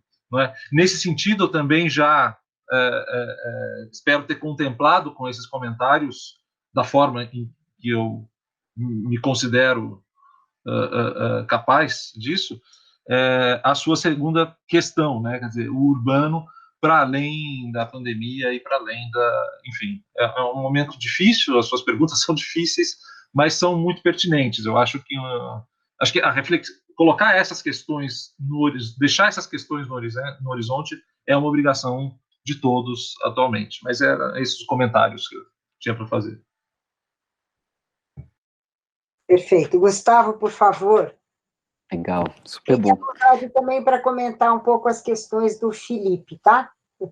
É ótimo, né? É bom que eu sou falastrão, é claro que eu já vi ali, com certeza vou comentar alguma coisa. Queria primeiro apontar, Sibeli, acho que a importância desse espaço, acho que o César já comentou inicialmente, no sentido desde Pascal, a ideia de aposta, né? Então, acho que um elemento que me parece fundamental é a gente utilizar esse espaço, inclusive, menos como certezas absolutas, mas uma tentativa de ensaios, de reflexão sobre o presente, né? Acho que nessa presentificação das discussões, ao mesmo tempo, numa certa retomada teleológica da história e de fim de tudo, eu acho que é fundamental de relembrar marcos essenciais. Já comentei isso na última live, nesse último debate nosso, mas, enfim, pensar e agir. Então, um compromisso com essa pergunta então, vou começar logo de cara com essa pergunta que o Felipe fez diretamente ao César, mas eu queria falar sobre ela. Lutar também é compreender de uma maneira radical o momento que a gente está vivendo. E compreender de uma maneira radical isso que a gente está vivendo envolve a gente colocar aqui que elementos do laboratório neoliberal totalitário a gente está vivendo, pelo menos desde o golpe em 2016 e o aprofundamento com a eleição do Bolsonaro, e um conjunto de experiências que se articulam em torno desse governo de milícias. Então, há um projeto bastante incisivo, cada vez mais vertiginoso, de novas rodadas de privatização e de várias afinidades milicianas com esse governo, que envolve a gente saber o tamanho do monstro que a gente está enfrentando, que não tem nome, é esse inominável de elementos, e cada um está apostando em alguns elementos para a tentativa de interpretação desse presente presentíssimo, né? E apontando, obviamente, quais são os desafios para a produção do espaço, para a compreensão do urbano e, sobretudo, para as lutas numa sociedade urbana, de uma maneira também vendo como é possível a universidade instrumentalizar, auxiliar e estar junto na possibilidade de análises sobre o presente, né? Eu acho que, em alguma medida, isso significa a gente observar de modo cada vez mais incisivo também que, em torno do que a gente vai discutir, né, direito à vida e políticas de morte, a gente tem um governo federal, especialmente uma presidência, que defende abertamente a legalização de milícia, que defende abertamente grupos de extermínio, inclusive no plenário da Câmara Federal, como fez em 2008, e continua fazendo isso em reuniões ministeriais, que foram gravadas e aparecem. Nesse sentido, a gente não pode esquecer que a gente vive uma narrativa incisiva de afirmação reiterada de milicianos como heróis. Praticamente toda semana, algum miliciano que foi ou apagado como queima de arquivo, ou aparece de uma maneira bastante incisiva relacionada aos negócios das milícias, sobretudo no Rio de Janeiro, mas em escala nacional, não vem ao caso citá-las, mas enfim, né, das rachadinhas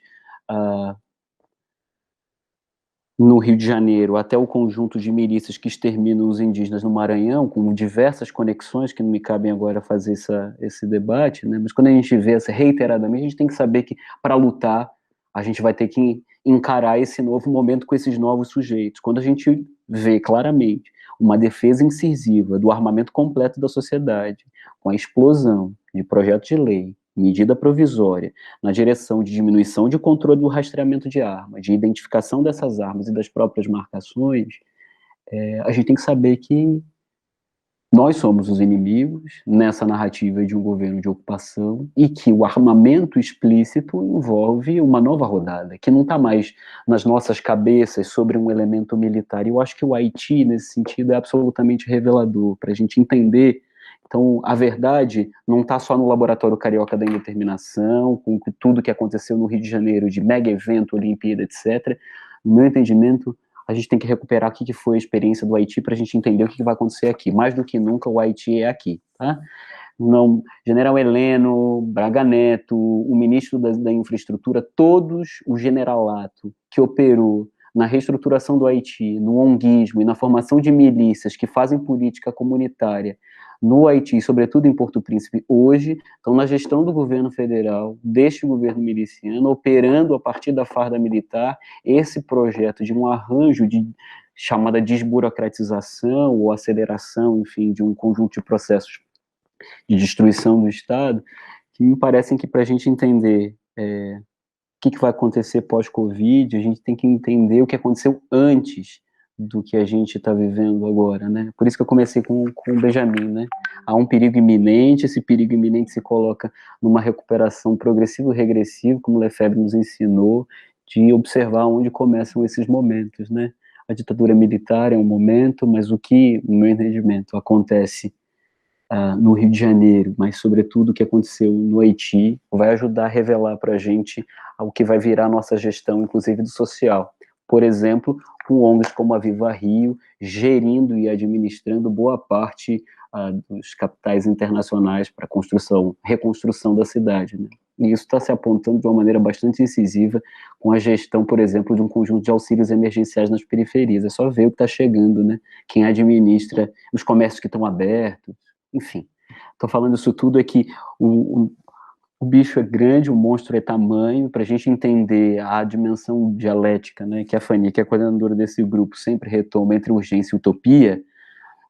Acho que a gente tem que observar que elementos de bloqueio, de interdição, a gente pensar o impossível e pensar, inclusive, o contingencionamento dessa utopia com governamentalidade, como o César trouxe, como o Danilo também apontou, envolve também a gente amarrar um conjunto interessante, novo, diferente, para essas contribuições teóricas que a gente tem. Enfim, mais do que nunca, eu acho que a gente vive em guerra civil.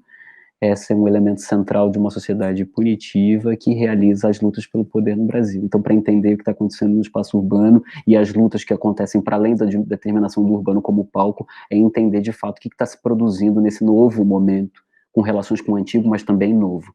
Acho que é um pouco isso, assim, uma reflexão meio apressada, mas cheia de vontade de dialogar. Pessoal, faltou uma questão, que era a questão 3, que na hora de transportar do e-mail para o chat, ela me escapou. A questão 3 do Felipe é: sabendo que as metrópoles brasileiras são, na maioria das vezes, compostas de dupla segregação socioespacial cidade de classe, como evitar essa desigualdade que se dá em forma silenciosa? Então, Danilo, Danilo primeiro e depois todos nós podemos tentar comentar um pouco mais essa questão do Felipe, que é uma questão pequena, quase nada, só toda a estrutura socioespacial das cidades brasileiras, mas enfim. Danilo, por favor, a palavra está com você. Obrigado, então, Cibele, pelos comentários, e também muito legal, né, poder escutar os colegas, né, a reflexão dos amigos aqui do grupo, né, e então eu acho que, assim, indo um pouco na direção do que o Gustavo coloca, né, de que a compreensão radical também é uma forma de luta, né, eu gostaria de, talvez, dividir, assim, um pouco os meus comentários, pensando assim, num movimento mais teórico, né, o que me chamou a atenção, né, foi exatamente poder fazer esse diálogo com a perspectiva do biopoder, né, acho que todas as reflexões que eu tenho feito, né, elas saem, né, das disciplinas que eu tô ministrando, seja na graduação, seja na pós, e também dos projetos que eu venho coordenando. E uma das disciplinas que eu venho ofertando aqui na graduação é exatamente Geografia da População, né, que a gente faz esse diálogo, então, né, com Malthus, com Marx, com Foucault e outros, né, e essa dimensão da população, né, de certa forma me chamou a atenção, né, e entender um pouco mais essa dimensão da população, e exatamente nesse diálogo, por exemplo, com as ideias, né, que a Cibele comentou, de necropolítica, de necroestado, de necropoder, né, que avançam, né, do meu ponto de vista, avançam e atualizam, né, a ideia de biopoder, né, em relação, quando a gente está falando de necropolítica, a gente está falando de um avanço, de uma atualização, do meu ponto de vista, das formulações do Foucault, não é? Mas o que me chamava atenção era compreender qual era o modo de operação dessa necropolítica. E aí, acho que o campo do cotidiano, da cotidianidade, se colocava como cada vez mais fundamental para a compreensão. Ou seja, compreender, né, o cotidiano como um campo de operação da reprodução capitalista hoje, como a cotidianidade como um campo de operação da necropolítica, né, e essa demografia de morte, essa necrodemografia, como um campo de operação dessa própria necropolítica. Então, é interessante chamar esse diálogo entre o Lefebvre, entre o Foucault, para articular um pouco essa discussão, né, entre cotidianidade seja como campo de dominação, mas também como campo de luta, de resistência, né? E ver como isso acontece nesses espaços que estão sofrendo de forma mais intensa, né, os efeitos dessa necrodemografia, né? Então, eu venho realizando um grupo de pesquisa, né, em algumas ocupações aqui em Curitiba, e a gente vem trabalhando na dimensão da pesquisa, também na dimensão da extensão, né, na dimensão da educação popular, né, agora no meio dessa pandemia de modo remoto, a gente esteve envolvido com formulação de cartilhas, né, com atividades de formação, que eu acho que é um pouco, né, e é um pouco por onde a gente pode trabalhar e acho que retoma essa dimensão do cotidiano como um campo estratégico, né, para pensar a luta, inclusive para trazer o popular para o campo da esquerda, porque eu acho que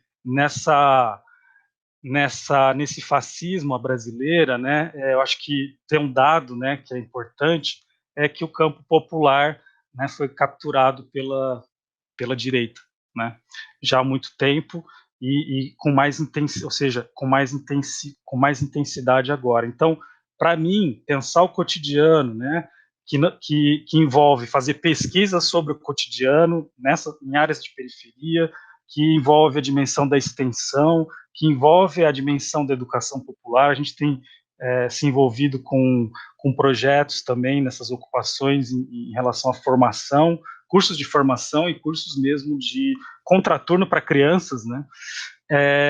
Então, pensar essa cotidianidade já é agir um pouco, já é agir sobre ela, já é partilhar saberes, não é?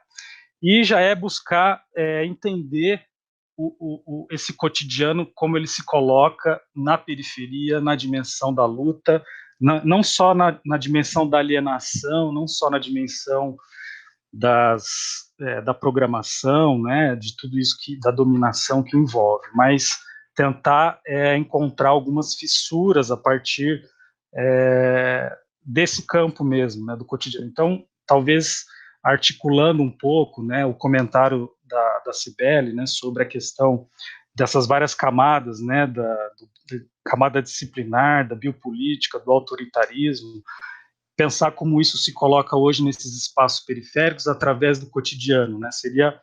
E o cotidiano como dimensão duplamente estratégica, como campo de compreensão teórica, né? E como campo de ação mesmo, né? De luta e de articulação. Então, foi um pouco isso.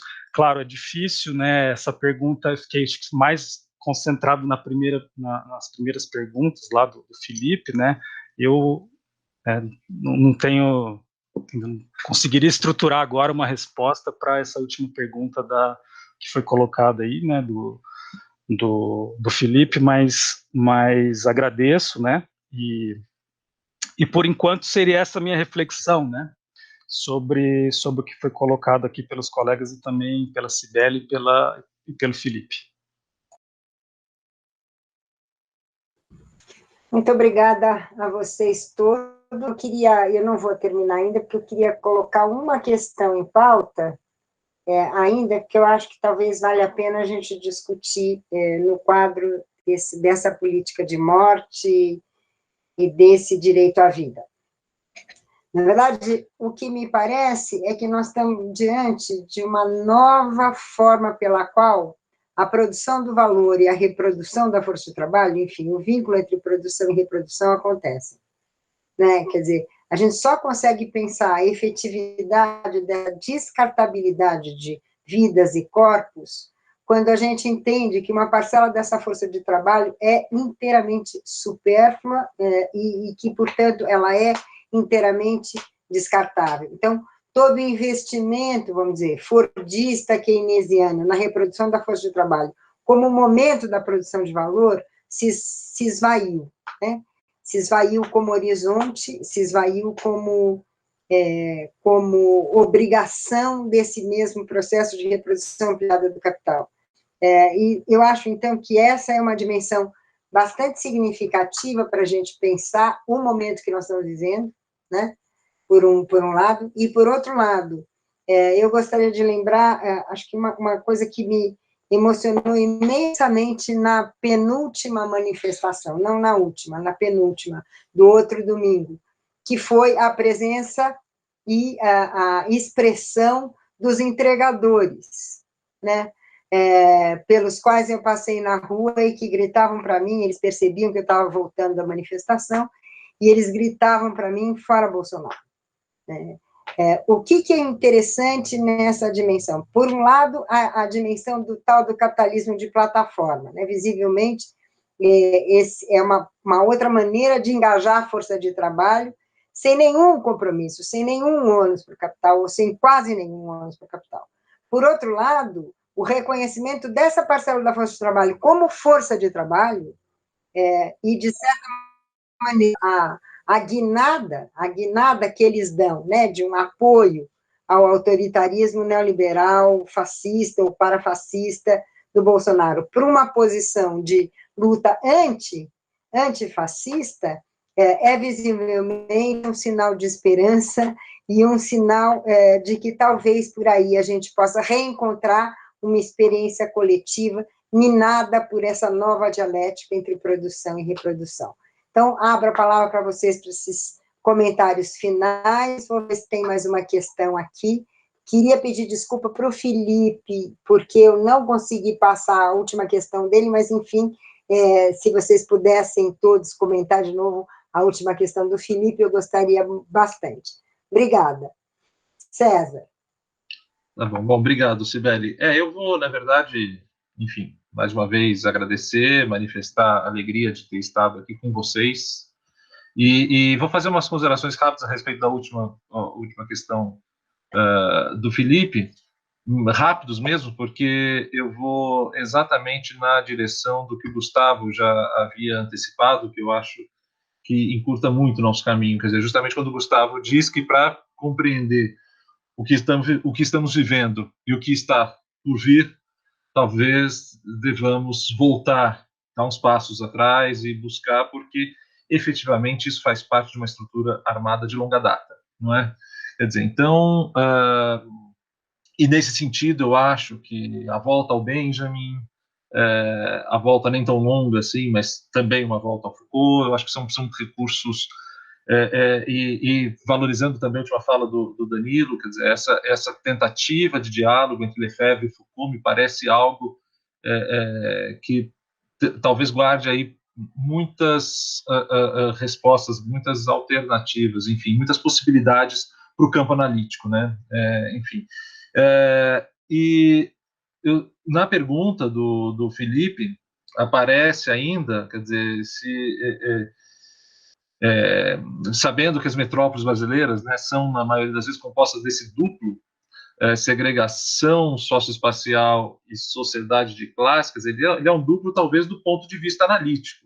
Do ponto de vista concreto, é uma continuidade, né? Quer dizer, então, pensando que não são coisas diferentes, um é decorrente do outro, e daí como se dá, eu também não sei se isso se dá de forma tão silenciosa assim, Felipe, não, eu acho que é escancarado, a gente vive a coisa de uma forma tão escancarada e cada vez mais, né, eu acho que, inclusive, e talvez se tenha aí, que talvez esse momento aí da pandemia tenha revelado, ainda com mais força a clareza, nós vivemos numa sociedade cindida, não é?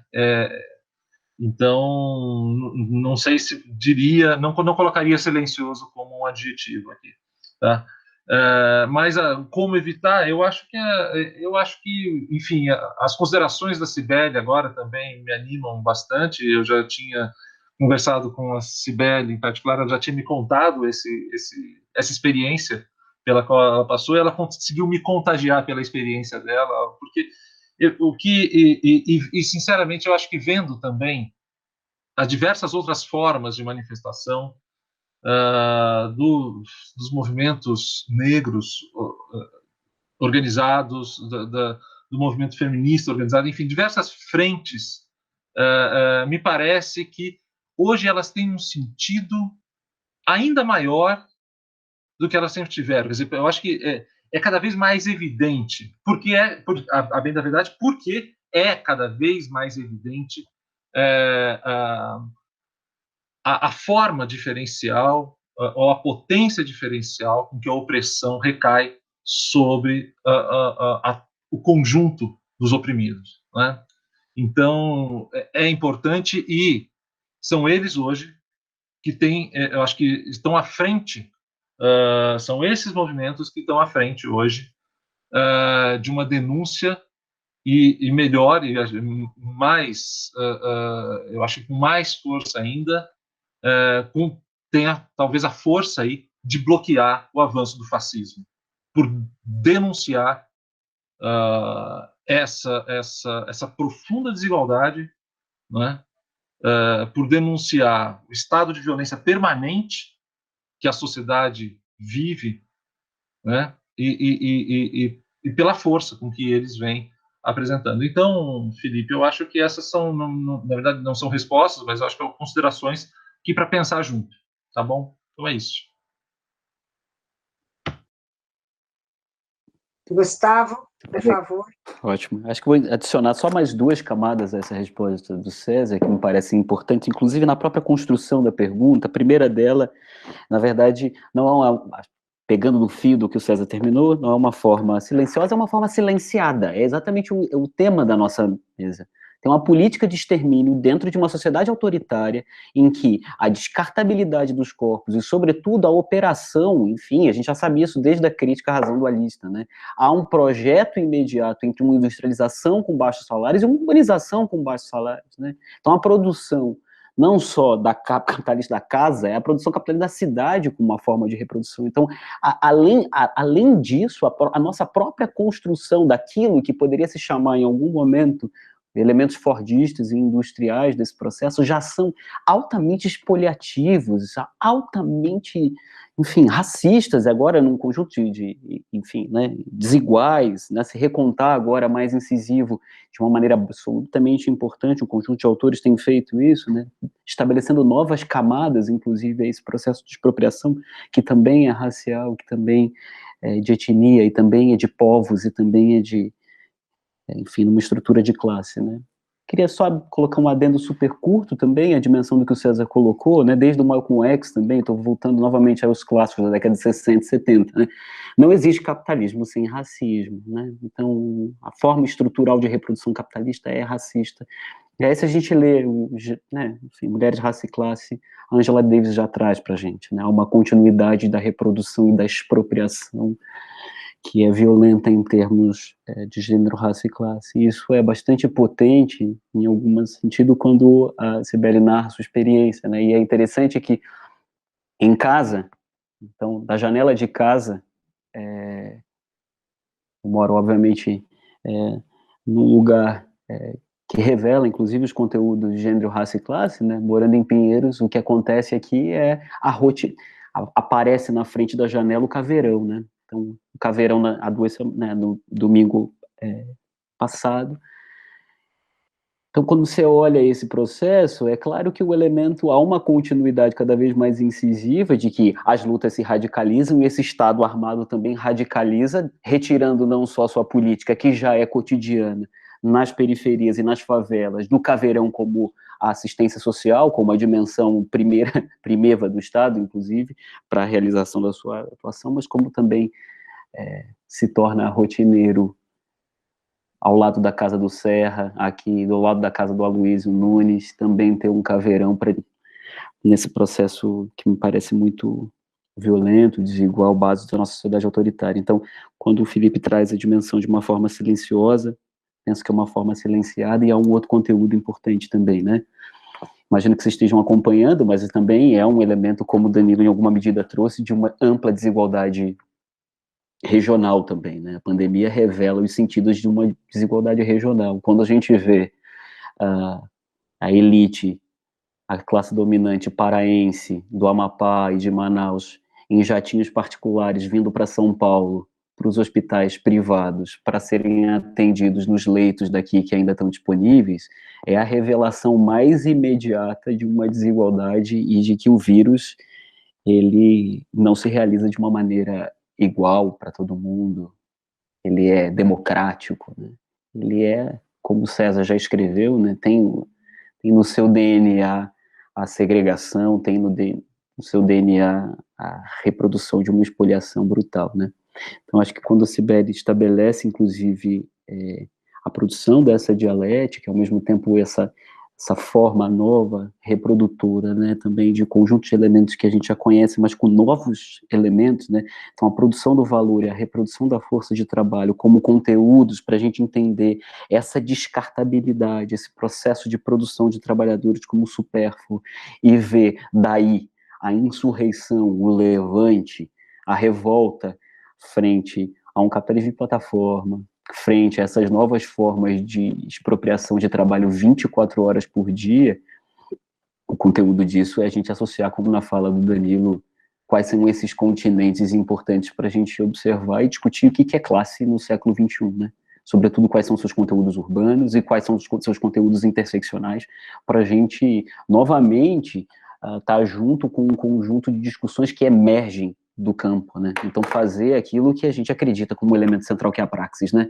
O campo, a realidade nessa pandemia está trazendo para a gente elementos que a gente talvez tenha que refletir de uma maneira incontornável hoje em dia, né? Qual o sentido novo das explorações cada vez mais brutais, mas da onde vêm essas insurgências, né? Quando aquilo que acontece de poético acontece quando a democracia corintiana chama, ou seja, grupos de torcedores organizados, enfim, tem coisa interessante aí. Talvez a gente tenha que olhar não só inclusive como figurações do passado, mas em alguma medida o que tem de novo aí de conteúdo para a gente não presentificar tudo, mas ao mesmo tempo trazer o que tem de novidade nesse processo.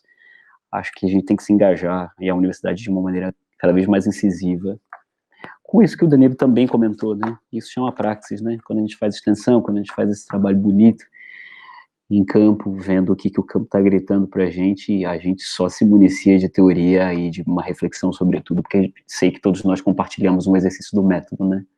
Que é materialista dialético, que toma a dialética como um elemento central para a compreensão das contradições desse mundo e, sobretudo, para sua superação, né? Acho que é um pouco nesse sentido. Eu agradecer o prazer de... Eu tinha um tempo que eu não debatia com o Danilo, achei brilhante a sua formulação, do César também, acho muito potente, né? Tem toda uma tradição marxista weberiana, mas também marxista Foucaultiana, que vê nas suas cisões e nas suas rupturas possibilidade de fricção dialética para um outro elemento novo. Eu acho isso absolutamente fundamental, sobretudo se a gente está ancorado no método, né? Se a gente está ancorado no método, a leitura é muito potente, né?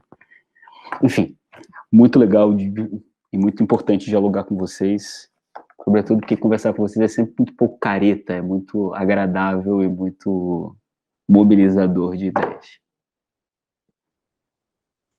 Obrigada, Gustavo. Danilo, por favor, só queria lembrar uma coisa, que eu não fui banca do César, eu fui banca do Gustavo e do Danilo, né? Isso. Em momentos como hoje, a gente percebe como valeu a pena, né? Que formação maravilhosa, que parceria legal, que legal que é ter gente de quem eu fui banca sendo parceiro e compartilhando tudo isso nesse momento. Muito obrigada. Danilo, por favor. Bom, também, assim, tô gostando bastante, né, assim, de participar desse momento e desse diálogo com vocês e continuar, na verdade, acho que é continuar, né, um debate que já vem, de alguma forma, acontecendo já há algum tempo, né. E isso que a Cibele coloca, né, eu acho que é muito importante, na verdade, que amarra com todas as colocações, né, dos colegas. Eu acho que uma questão interessante, né, é como pensar o novo, né, como pensar, por exemplo, o esgotamento da reprodução da força de trabalho, ou seja, desse horizonte, né, do reprodutivo, né, de que o capital poderia ser, né, uma aposta de contemplação de direitos, né, de reprodução dessa classe trabalhadora, como pensar esse esgotamento. Então, acho que, na verdade, é um pouco esse exercício, né? Eu venho pensando o seguinte, que esse trabalho sem forma, né, como muitos colocam, o trabalhador precarizado, né, é a fronteira de acumulação do capital, né? até a sua morte, até o seu esgotamento físico, né? E ele não é só o trabalhador precarizado, ele é o morador, né, da periferia, ele é o negro, né? E ele é perigosamente aqueles que podem vir se organizar, né, politicamente, aqueles que vêm tentando, né, de alguma forma ocupar, né, se manifestar. Ou seja, o que fazer, né, num momento de esgotamento desse horizonte do trabalho, não é? Ou seja, do meu ponto de vista, é importante a gente voltar a uma formulação, como eu estava dizendo na minha fala, né, da lógica da superpopulação relativa, né, e além dela.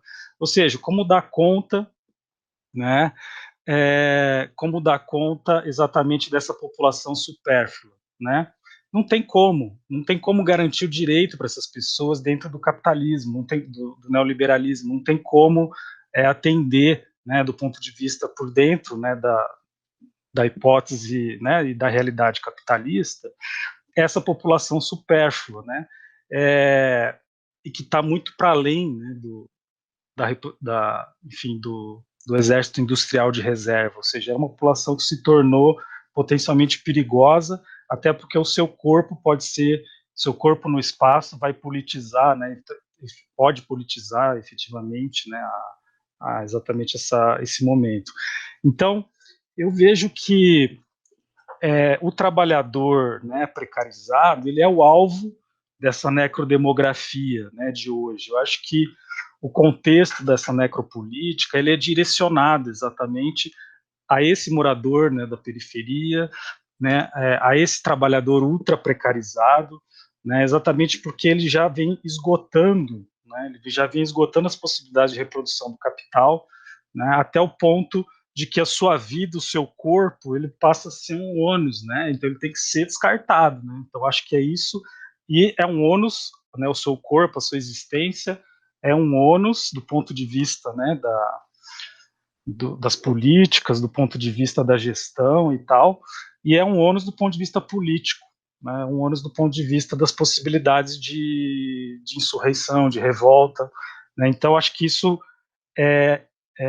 fortalece, né, o direcionamento a esses trabalhadores precarizados, sem forma, uberizado, que é também, né, o morador, né, da favela, da ocupação, o morador em situação de rua, muitas vezes, né, reforça essa estratégia necrodemográfica para esse grupo social, né, de eliminação, ou seja, parece que houve um esgotamento da precarização ao ponto, né, de que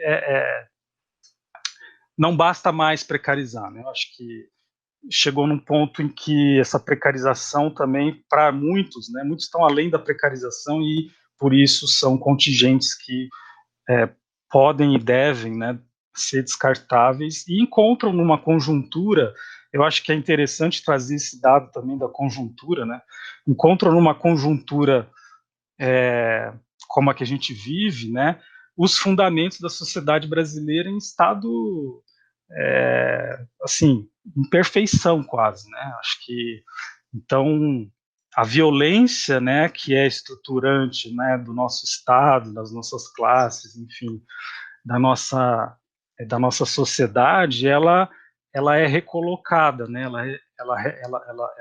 Enfim, eu acho que a conjuntura no momento atual, ela é quase essa tempestade perfeita, né? Que vem como uma solução, uma saída possível do ponto de vista da reprodução da crise do capital, né? Mas que também vai ser enfrentada, né? Então, isso que eu estava dizendo, eu acho sempre legal pensar nas possibilidades, como o Gustavo colocou, né, do ponto de vista do método, dessa articulação teoria e prática, e também pensar aquilo que nega, né, pensar aquilo que pode vir a transformar essa realidade, né, numa outra coisa, num outro sentido, com outro horizonte. Então, enfim, era um pouco isso, sempre, a gente às vezes acho que é importante ter essa, não é nem aproximação, né, um ponto de partida, né, eu acho que assim, desses territórios periféricos, estar junto, estar ao lado, assim, né, porque eu creio que a gente aprende muito com eles, não é? Sobre resistência, sobre luta, sobre teoria, né? Acho que nessa troca importantíssima, né? E é isso. Então, e potencializar a luta ao lado deles, assim, contra essa ascensão autoritária, fascista que a gente vive, né? Então, um pouco por aí.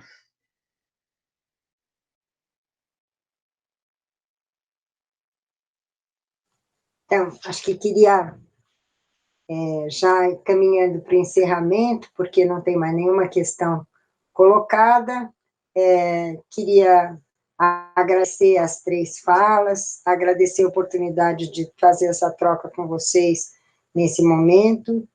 Queria louvar e saudar o trabalho de extensão universitária, que se coloca na contramão da filantropização da pobreza e da miséria, na contramão de considerar essas populações beneficiárias, afirmando seu direito a ter direitos, afirmando a sua autonomia e afirmando, sobretudo, a ideia de que a universidade fala com eles e não por eles, né?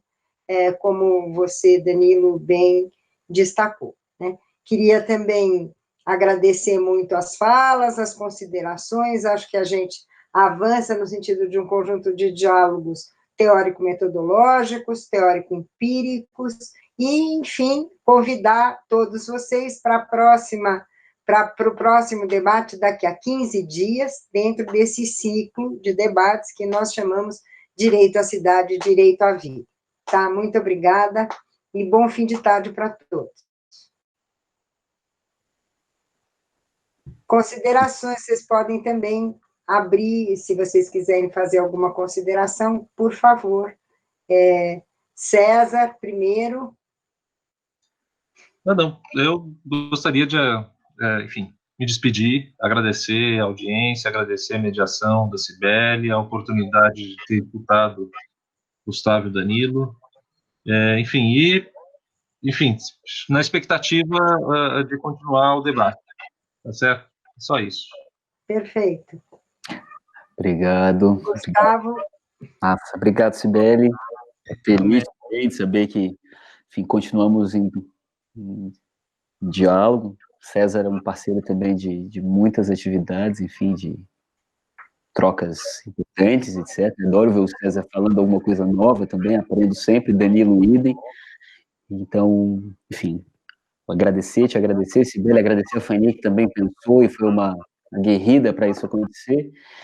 Enfim, e acho que para concluir, saber que quando chamei Cibele, acho que, enfim, já vou fazer quase 10 anos numa banca, da menina no mestrado, ouvir a Cibele foi, enfim, fundamental para produzir e amarrar coisas na minha cabeça, etc. E, enfim, agora como colega é essencial. Enfim, obrigado pela prosa, super bacana, que boa consideração sobre extensão, é isso, Universidade Popular, agora.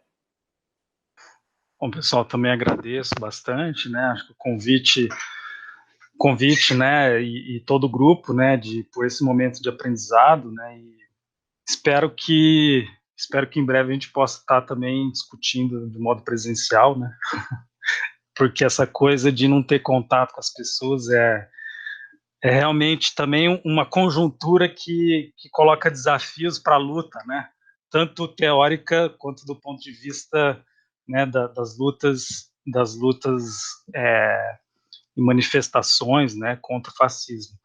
Então, enfim, mas a gente vai construindo essa resistência, eu estou à disposição, também agradeço também por sempre estar aprendendo com vocês.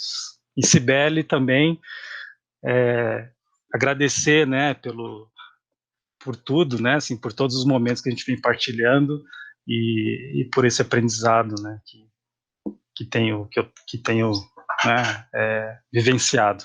Obrigado. Então, acho que estamos encerrando nosso primeiro debate desse ciclo, né? Queria agradecer a todos, sobretudo agradecer ao Aziz e a Cláudia, a mediação do IEA, e sobretudo a professora Ana Fanny, coordenadora desse grupo, e grande impulsionadora de todas as nossas atividades. Muito obrigada, boa tarde. Abraço a todos. Tchau, obrigado. Tchau. Obrigado. Tchau, tchau, gente.